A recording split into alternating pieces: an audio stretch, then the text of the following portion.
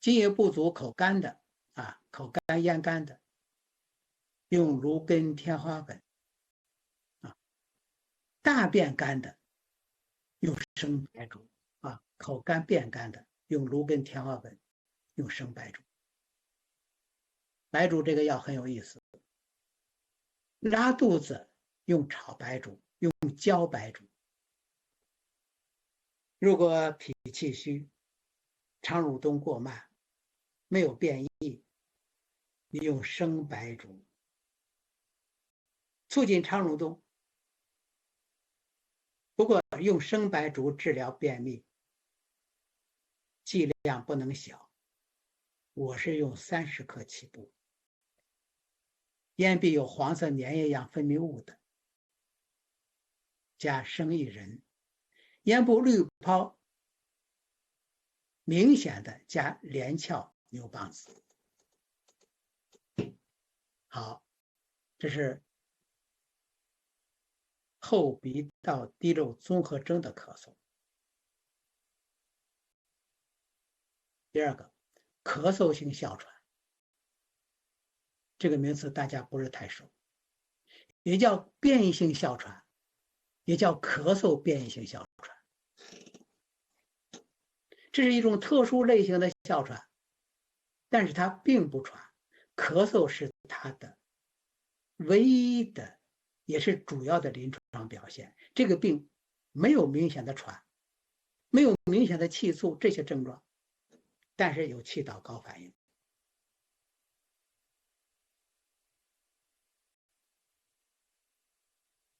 大多因为咳嗽持续发作或者反复发作，严重影响他的正常生活。这个咳嗽呢，常常因为感冒诱发，或者接触了冷气，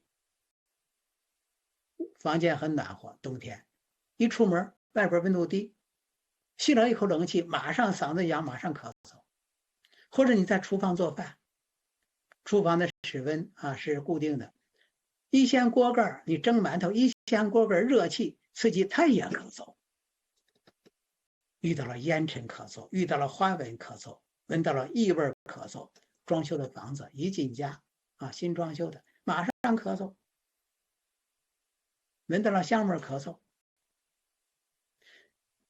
说话多也咳嗽，因为自己说话多，这个气息流动快呀。剧烈运动也咳嗽，都可以诱发。一般伴有咽喉发痒，甚至不仅仅咽喉就整个胸骨后头都发痒，一痒就咳，咳嗽连续，刺激性干咳，一直到咳到咽喉部稍稍出来一点痰，咽喉部润了不痒了，咳嗽才能够停止。有的病人咳嗽到胸肋疼痛肋间肌疲劳膈肌疲劳肚子疼腹部的肌肉疼咳到声音嘶哑，甚至把咽喉部的小血管磕破，咳到吐血，出现胸闷、呼吸困难。有的病人可以导致我刚才说过了，咽喉部的小血管破裂，出现咳血，出现眼结膜的充血或者出血，甚至眼压升高，甚至咳嗽到脸肿。中老年妇女呢，咳嗽到尿失禁，这是压力性尿失禁呢。那个腰间盘突出的人咳嗽到腰疼加重对这种人来说太痛苦了，嗓子痒必须要咳嗽，咳一声那个腹压一增加，那个椎间盘就疼一下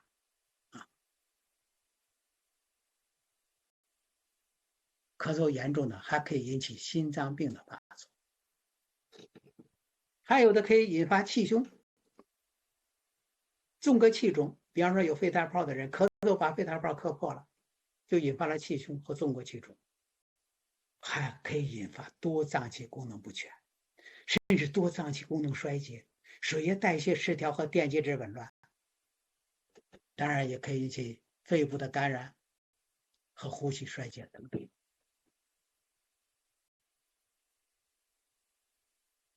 对于这个病，我用润肺化痰、祛风镇咳的方法，方子用止嗽散、过敏煎、消风散、加减啊。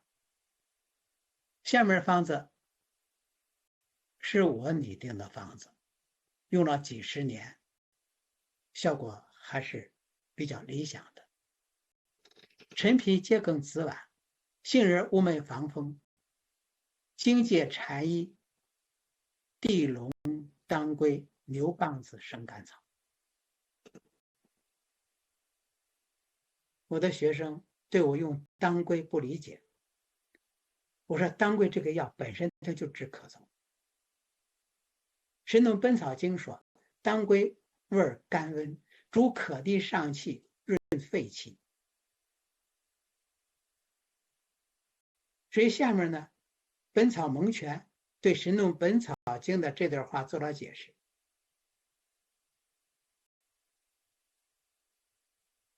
而且他说啊，《神农本草经》说当归主可逆上气，可逆上气就是咳嗽啊。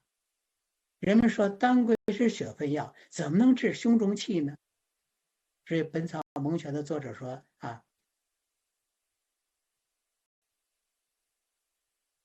当归是血分药，但是它味兼心散，是血中气药，而且可逆上气啊，并不只是一种情况。也有什么呢？也有血分的问题，导致了气无所附而导致咳嗽。所以现在用血药补阴，阴阳平衡了，与阳气等，血和而气降矣。而且现在研究也表明，当归能够减轻支气管阻塞，显著改善肺气量，改善肺通气功能，使动脉血二氧化碳分压下降，氧分压提高，减轻心肺负担，使心电图明显改善。而当归挥发油中的某些成分可以松弛气管的平滑肌，对抗组织胺和乙烯胆碱所导致的支气管哮喘。当归还有抗菌消炎作用，这都说明当归主可逆上气的功效是客观存在。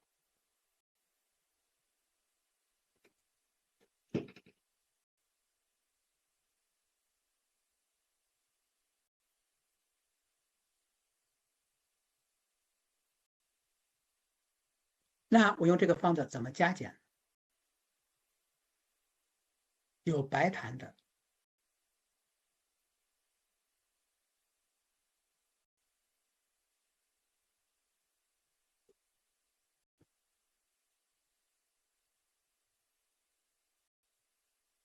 加半夏茯苓，陈皮也可以改成花菊红，檀做的加折贝母或者川贝母，有黄檀的加鱼腥草。感冒发热、咽喉疼痛、鼻流清涕的加银花、连翘、板蓝根、芦根。银花这个药我们要后下，如果煮的时间超过10分钟、超过15分钟，它的作用就明显降低了。所以我一般让病人有银花的话，第一遍你比方你想煮30分钟的药，当煮到25分钟的时候，把银花下去，再煮5分钟，把银花放进去之后搅匀了，再煮5分钟，就离开火，把药液倒出来。第二遍所有的药加凉水以后再煮，水开以后，一般煮8分钟就可以了，不要超过10分钟。如果是过敏性哮喘的，这个方子配合定喘汤，加白果、冬花、半夏、桑白皮、苏子、黄芩。如果是过敏性鼻炎的，加辛夷、白芷、鹅不湿草。有浊涕的，加藿香、胆纳星，这不是配合藿胆丸的意思吗？对于这种变异性哮喘，或者叫咳嗽性变异性哮喘，在调养护理上、饮食禁忌上，一定要给病人说清楚。忌吃生冷的、刺激性的、过甜的、过酸的生猛海鲜、橘汁、橙汁、冰汤、梨水，冰糖梨水是民间流传的一个治疗咳嗽的常用的食疗法，可是这种变异性哮喘、咳嗽性变异性哮喘，一喝冰糖梨水，在治疗上就更加困难。不能吃甜的，甜的饮料也不能喝。另外注意脚和脖子的保温，脚一受凉，这个咳嗽就犯；脖子一受风寒，咳嗽也犯。另外还要避开污染的环境。我曾经遇到过这样一个病人，咳嗽了10几年了。我用前面那个方子吃了1个星期，他不咳嗽。那么家里的人呢，因为习惯他咳嗽了，当他不咳嗽之后，他反而不习惯了。哎呀，我们每天听你的咳嗽挺习惯，你怎么突然不咳嗽了？我们不习惯了。你想想，这种咳嗽多么顽固。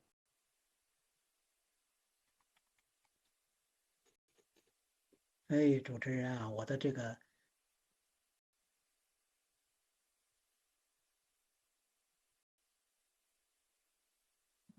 郝老师怎么了？我这 PPT 怎么不能走了？能走。好的。哎，好嘞。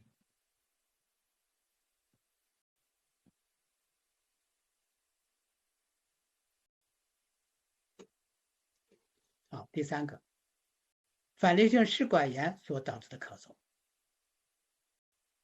那反流性食管炎是消化系统的问题啊，它怎么能导致咳嗽呢？反流性食管炎是指胃和十二指肠内容物反流入食管，或者胃或者十二指肠的内容物反流入食管，引起了食管黏膜的炎症、糜烂、溃疡和纤维化等病变。你看这里都没提到咳嗽吧？消化系统的问题，它的主要表现是什么呢？胸骨后烧灼感或者烧灼痛，这是这个病的主要症状。这个烧灼感和烧灼痛在什么时候容易发生呢？在吃完饭1小时左右发生。尤其是吃完饭1小时左右，你躺在床上了，或者你弯腰上地下捡个东西，或者剧烈运动，都可以诱发。服用制酸药以后，这个疼痛大多可以消失。另外，吃过热的、过酸的食物，这个疼痛都可以加重。那么大家说了，这可能是胃酸反流吧？不全是，有的人胃酸缺乏，那个烧灼感是怎么回事啊？是由胆汁反流所导致的。所以胆汁反流也有烧灼感，它不是胃酸。那么这种人，他这个烧灼感吃制酸药无效。还有一个要注意，这个烧灼感、烧灼痛的严重程度不一定和病变的轻重程度一致。你像反流性食管炎的后期，食管内膜瘢痕形成了，它的敏感度降低了。虽然有胆汁的反流，虽然有胃酸的反流，它那个灼烧感减轻了，甚至没有灼烧感了，甚至是轻微的灼烧感。所以不要以为灼烧感重就是病重，灼烧感轻就是病轻。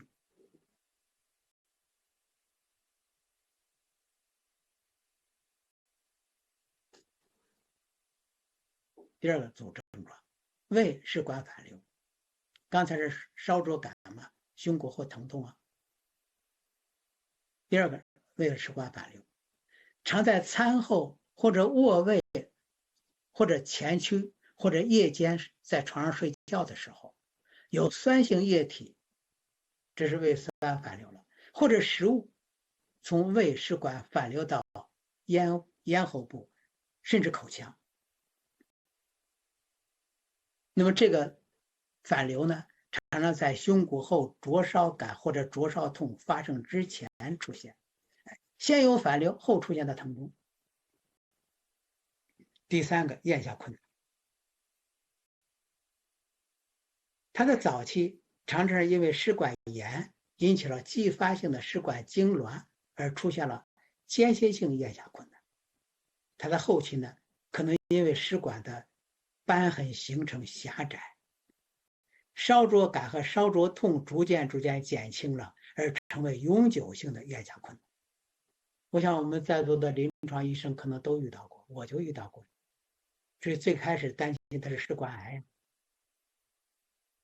多次检查才知道，根据他的病史才知道，它是反流性食管炎，食管瘢痕形成导致了狭窄。所以进食固体食物或者大口咽东西的时候，咽到剑突这个地方，他就觉得在这堵着下不去，出现了堵塞感或者疼感。第四个，出血和贫血。这个一般的食管炎的病人见不到，严重食管炎的病人可以出现食管黏膜的糜烂而导致出血。因为食管黏膜它的出血一般不会量大，都是慢性的少量出血。这个血进入胃，胃酸结合之后，它不是鲜血，就变成了黑褐色的东西。如果偶尔吐出一口就是偏于黑褐色的，但是这种黑褐也是非常淡的。病人家属并不知道这是出血，病人自己也不知道这是出血，因为它不红啊。所以我们医生应当知道，那是少量的出血进入胃之后，和胃酸结合，就变成这样的东西。另外，大便可以牵血，但是长期的或者大量的出血可以导致贫血。我们到此为止还没有谈到他怎么出现咳嗽啊。我们看看并发症。本病除可以导致食管狭窄、出血、食管溃疡等并发症外，反流的胃液尚可以侵蚀咽部、侵蚀声带、侵蚀气管，而引起什么呢？慢性咽炎、慢性声带炎和气管炎。你看3个：咽炎、声带炎、气管炎。这叫什么？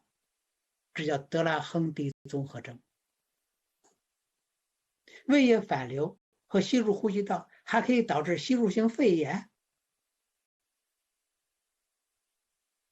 现代临床研究表明，反流性食管炎和部分反复发作的哮喘、咳嗽、夜间呼吸暂停、心绞痛样胸痛有关。因此，治疗这样的咳嗽，就要从肝、从胃、从肺3脏论治。所以我的治法是疏肝和胃，祛风宣肺。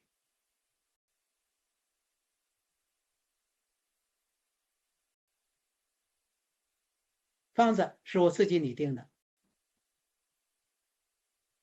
柴胡、黄连、苏叶、乌贼骨。疏肝嘛，自然用柴胡了。黄连、苏叶是连苏饮。为什么叫连苏饮呢？它是拿水泡了，慢慢的小口喝的，让这个药汁儿能够在食道多存留一段时间。当然不可能了过一会儿喝一小口，过一会儿喝一小口，所以把它叫做连苏饮。但是我在这里没有把它当连苏饮，就是治疗反流性食管炎的。真的是胃酸反流，一定要加乌贼骨。陈皮、半夏、茯苓、枳壳、甘草，我在这没有用诸如，这不就是温胆汤吗？因为它毕竟是咳嗽呼吸系统出现症状了，桔梗杏仁宣肺降肺，防风荆芥祛风。当归治咳嗽，我前面说过了，是温甘草。这是我治疗反流性食管炎引起的咳嗽的基础方，既治胃也治咳嗽。如果畏寒的，要配合凉服啊。如果咽喉疼痛的，要加木胡点牛蒡子；反酸严重的，加断瓦楞子；胸骨后疼痛的，加圆胡、白及、三七粉；大便秘结的，加生白术30到40克，全瓜蒌20到30克，炒冬瓜子10克；大便稀溏的，加炒白术10到15克，泡姜或者泡姜炭10克。好，这是反流性食管炎引起的咳嗽。第4个，心因性咳嗽，用我们前面的方法效果都不好。心因性咳嗽是由于焦虑、抑郁、紧张而引发的咳嗽或者喘，也可以出现心因性哮喘。临床特征和诊断的线索是什么呢？第一点，大龄儿童多见，8到15岁，当然也可以见于成人。我也遇到过老年人有心因性咳嗽或者心因性哮喘。第2个，日间咳嗽为主，白天咳嗽，夜里睡着觉，什么事都没有。但是在白天，如果他专注于某件事，比方说特别专心的打游戏，特别专注的看电视，他也不咳嗽。夜里睡觉的时候不咳嗽。常伴有明显的抑郁、焦虑、胆小、紧张等症状。第4点，不伴有呼吸系统的器质性疾病，并且可以除外引起慢性咳嗽的其他原因把我们前面所讲的那些咳嗽都能除外了。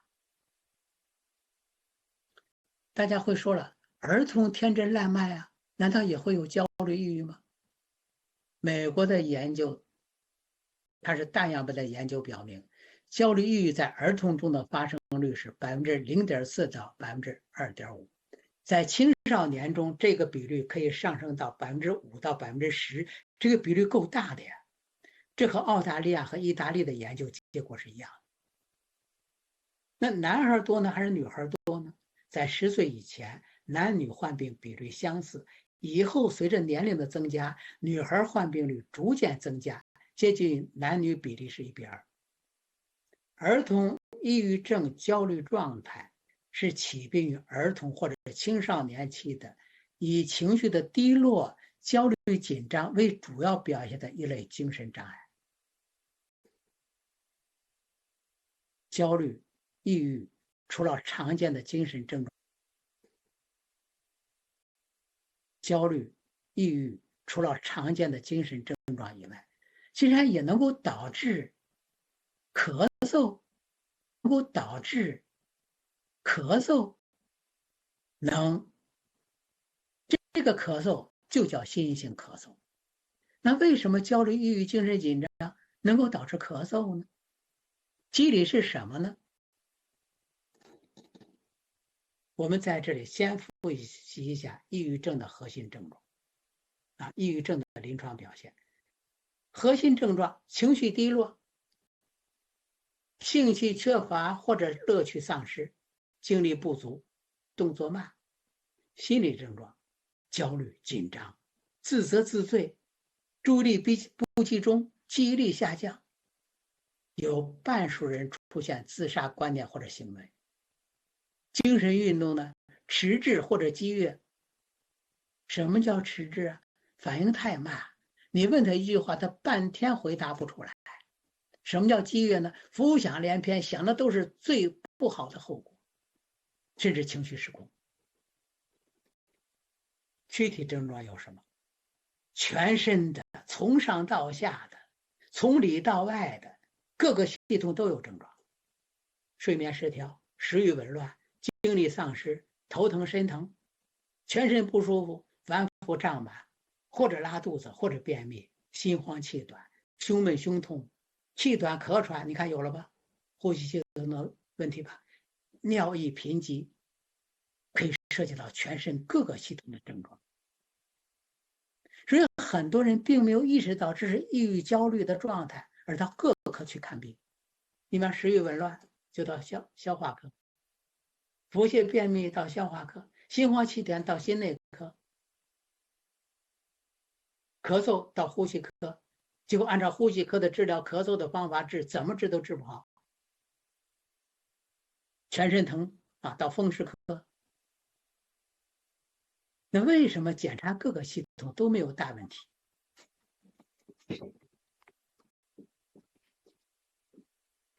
对不起，我们插电源，马上接上。